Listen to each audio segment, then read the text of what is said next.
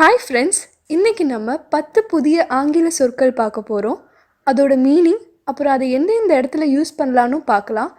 இதெல்லாம் நீங்கள் தெரிஞ்சுக்கணுன்னா வீடியோவை ஸ்கிப் பண்ணாமல் பாருங்கள். REITERATE ரிட்டிரேட், மீண்டும் வலியுறுத்துதல்.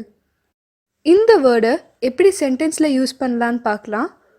நிர்வாகம் அதன் ஆதரவில் உறுதியானதாக இருக்கும் என்று அவர் வலியுறுத்தினார். She reiterated that the administration would remain steadfast in its support. SOLELY solely, முற்றிலும்.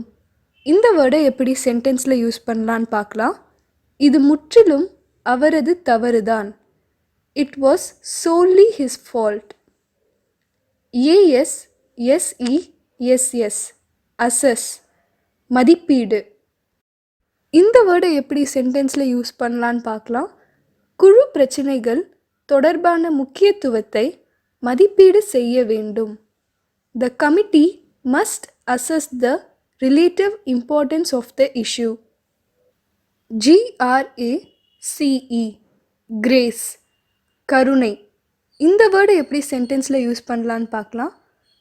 கடவுளின் கருணையால் அவர் பேரழிவிலிருந்து காப்பாற்றப்பட்டார்.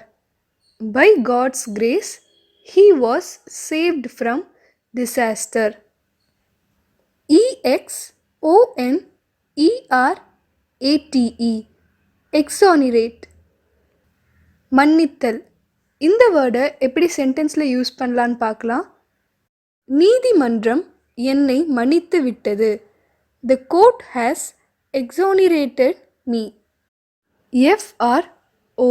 FROZEN frozen, உறைந்த. இந்த வேர்டை எப்படி சென்டென்ஸில் யூஸ் பண்ணலான்னு பார்க்கலாம்.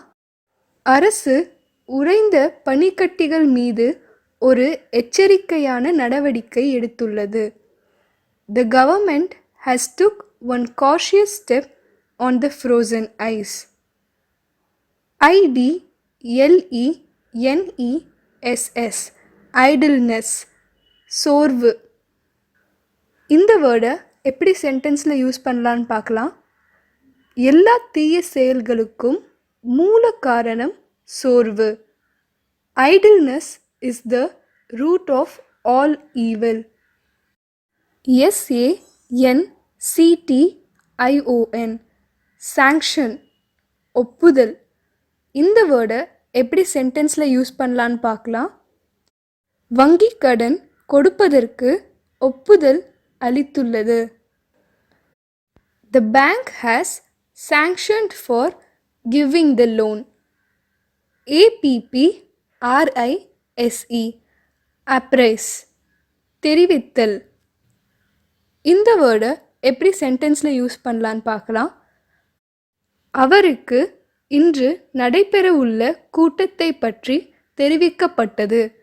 He was apprised about the meeting that going on today. PRIORITY priority, முன்னுரிமை. இந்த வேர்டை எப்படி சென்டென்ஸில் யூஸ் பண்ணலான்னு பார்க்கலாம். முதல் முன்னுரிமை குழந்தைகளுக்கு வழங்கப்பட்டது. The first priority was given to the children. Okay friends, இன்றைக்கி நம்ம 10 புதிய ஆங்கில சொற்களும் அதை எந்தெந்த இடத்துல பயன்படுத்தலாம்னு தெரிஞ்சுக்கிட்டோம். இதே மாதிரி உங்களுக்கு நிறைய புதிய வார்த்தைகள் தெரிஞ்சுக்கணுன்னா ஸ்போக்கன் இங்கிலீஷ் தமிழ் சேனலை சப்ஸ்கிரைப் பண்ணி பக்கத்தில் இருக்க பெல் பட்டனை ப்ரெஸ் பண்ணுங்கள். தேங்க்யூ.